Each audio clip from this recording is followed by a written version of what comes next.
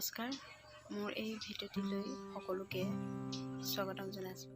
আজি মই নেমু পুলি দুটামান কাটিং কৰিম বুলি ভাবিছোঁ আৰু মই এয়া উলিয়াই ল'লোঁ।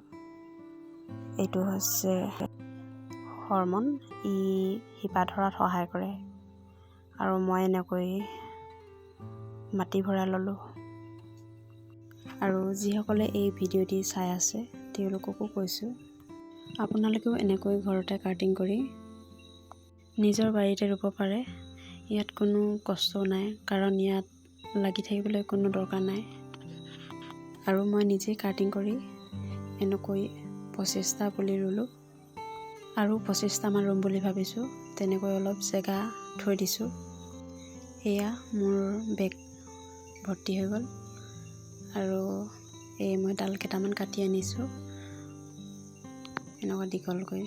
ডালকেইটা খুব বুঢ়াও হ'ব নালাগে আৰু বৰ বেছি কোমলীয়াও হ'ব নালাগে।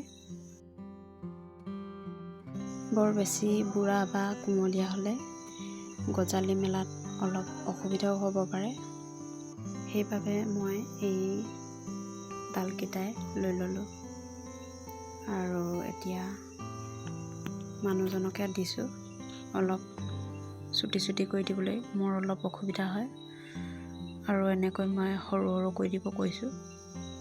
মই এনেকৈ আৰু বহুত কৰিম বুলি ভাবিছোঁ কাটিং, কাৰণ আজিকালি মানুহে বহুত বিচাৰে। প্ৰথমতে মই মাৰি এডালে এনেকৈ খচি লৈছোঁ, কাৰণ ডাইৰেক্ট যদি গোজ মাৰি দিওঁ তেতিয়াহ'লে এই পাউডাৰখিনি মাটিৰ প্ৰথম ভাগতে থাকি যাব।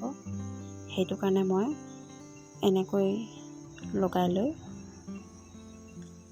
এই যিটো বিন্ধা কৰিলোঁ তাত লাহেকৈ ভৰাই অলপ হেঁচি দিছোঁ আৰু এতিয়া টিপি কিনে জোৰছে টিপি এয়া মোৰ হৈ গ'ল।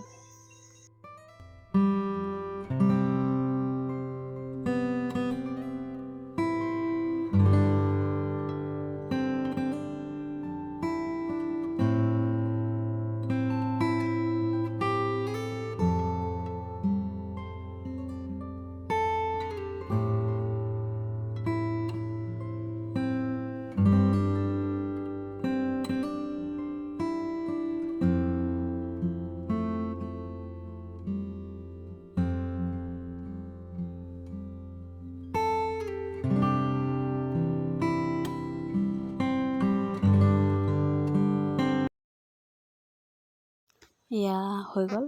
আজি 18টা পুলি এনেকৈ কাটিং কৰিলোঁ আৰু কৰিম আৰু মই কৰিয়ে থাকিম এনেকৈ। এতিয়া মই অলপ ইহঁতক পানী অলপ দি লওঁ। ধুনীয়াকৈ পানী দি মই ছাঁত থৈ দিছোঁ। আৰু এইকেইটা হৈছে 2 মাহ হৈছে কাটিং কৰা এইকেইটা। আৰু ইয়াৰ ডাঙৰবিলাক অকণমান, যিবিলাক ডাঙৰ হ'ল সেইবিলাক ৰুই দিয়া হ'ল। এইকেইটা আজি 2 মাহ হৈছে এইকেইটা। আৰু ইয়াৰ যিকেইটা ডাঙৰ আছিলে এইকেইটা হৈছে এতিয়া ইয়াত ৰুই দিয়া হ'ল। আৰু এইটো দেখিছে ইমান ধুনীয়া পোখা মাৰিছে ডাঙৰ কৰি।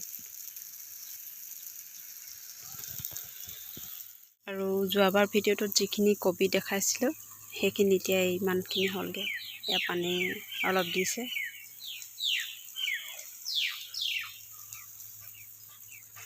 এই পাণজোপাটো অলপ দি দিয়াচোন। পাণজোপা একেবাৰে শুকাই গ'ল। আৰু আমাৰ ভিডিঅ'টি চাই কেনে পালে জনাব।